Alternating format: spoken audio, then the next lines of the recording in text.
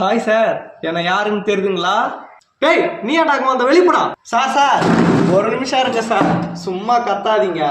டேய், யார் வீட்டில் வந்து கால் மேல கால் போட்டு உட்கார்றா? ஏது வெளிப்படா? சார் எதுக்கு சார் சும்மா தேவையில்லாத கத்தி எனர்ஜியை வேஸ்ட் பண்றீங்க? நான் சொல்றத கொஞ்சம் பொறுமையா கேளுங்க சார். நீ சொல்றத கேட்கணும் எனக்கு நான் தலைவிதியா? எழுந்து முதல்ல வெளியே போடா நாயா. சார் நீங்க கேட்டுதான் சார் ஆகணும், ஏன்னா அதுதான் உங்க தலைவிதி. அப்படிலாம் கேட்க முடியாது. நீ சொல்றத நான் ஏன் கேட்கணும்? சார் கொஞ்ச நாளைக்கு முன்னாடி நான் வந்தேன். நீங்க என்ன சொன்னீங்க? பொண்ணு கேட்டு வந்தப்போ உனக்கு நிரந்தர வீடு இல்லை, வாசல் இல்லை, சரியான நலபலம் இல்லை, வேலை இல்லை அப்படின்னு சொன்னீங்க. நீங்க கொடுத்த 2-3 வருஷம் அதே டைமுக்குள்ள நீங்க கேட்ட வீடு, நிலம், நீங்க கேட்ட நிரந்தர வேலை அனைத்தும் இப்போ என்கிட்ட இருக்கு. குடிக்காத நல்ல பையனா இருக்கணும்னு நீங்க, அதுலயே நான் கரெக்டா இருக்கேன். இப்போ எந்த வகையில நான் குறைஞ்சிட்டேன்னு என்ன நீங்க ரிஜெக்ட் பண்ணுவீங்க சொல்லுங்க? நீங்க சொன்ன ஒரு வார்த்தைக்காக உங்க பொண்ணுக்காக ஒரு வீடையே கட்டிட்டேன். உங்க பொண்ணு கூட இருந்தா இன்னும் பெரிய மாளிகையே கட்டுவேன். சார் அதுக்கு முன்னாடி நான் உங்க பொண்ணை கட்டுறேன், அதுக்கப்புறம் மாளிகையை கட்டுறேன். இப்ப சொல்லுங்க, உங்க பொண்ணை எனக்கு கொடுப்பீங்களா கொடுக்க மாட்டீங்களா? ஏய், உன்கிட்ட எல்லாமே இருந்தா அதுக்காக என் பொண்ணு இருந்தாலும் உன்கிட்ட தூக்கி கொடுத்துடணுமா? இது வாழ்க்கை பிரச்சனை. கொஞ்ச நேரம் யோசிச்சு தான் கொடுக்க முடியும். கொஞ்சம் டைம் கொடு எனக்கு.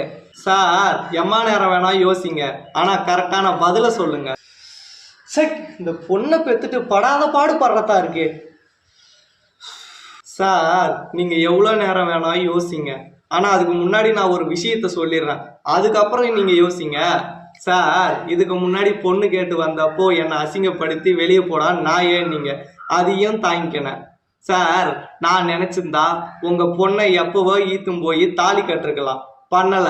அப்படியே இல்லைன்னா இந்த 2-3 வருஷம் டைம் கொடுத்தாப்போவே உங்க பொண்ணை இட்டும் போய் தாலி கட்டிருக்கலாம், பண்ணல. ஏன் பண்ணல? ஏன்னா உங்களுக்கு அதோட அசிங்கமோ அந்த வலியும் வேதனையும் எப்படி இருக்குன்றது எனக்கு தெரியும், அதால தான் நான் பண்ணலை. சார் உங்களோட ஆசீர்வாதத்தோட கல்யாணம் நடந்தாதான் சார் நாங்கள் நல்லா இருக்க முடியும். உங்கள் வயிறு எரிஞ்சா நாங்கள் நிஜமாக நல்லா இருக்கவே முடியாது சார். அதால தான் நான் அந்த தப்பை பண்ணலை. ஆனால் எங்களோட வழியை நீங்கள் புரிஞ்சுக்கவும் இல்லை. நீங்கள் புரிஞ்சுக்காததுக்கு காரணம் அது உண்மைதான் சார். அப்போதைக்கு என்கிட்ட ஒன்றுமே இல்லை, ஆனால் இப்போ எல்லாமே என்கிட்ட இருக்கு. நான் உரிமையாக வந்து இப்போ உன் பொண்ணுக்காக வாழ்க்கையில் ஜெயிச்சுட்டு வந்து நான் நிற்கிறேன். உன் முன்னாடி உன் பொண்ணை கேட்குறேன்.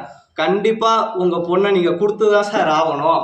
சார் நம்ம காதல் பண்ணிட்டு அந்த காதல்ல ஜெயிக்கிறதுக்கு பேரு மட்டும் வெற்றி அல்ல, வாழ்க்கையிலையும் ஜெயிக்கணும். இன்னைக்கு அதை தான் நான் பண்ணிட்டு வந்து உங்க முன்னாடி நிக்கிறேன். அப்பதான் நீங்க என்ன ஒரு மனுஷனா மதிப்பீங்க. நான் இது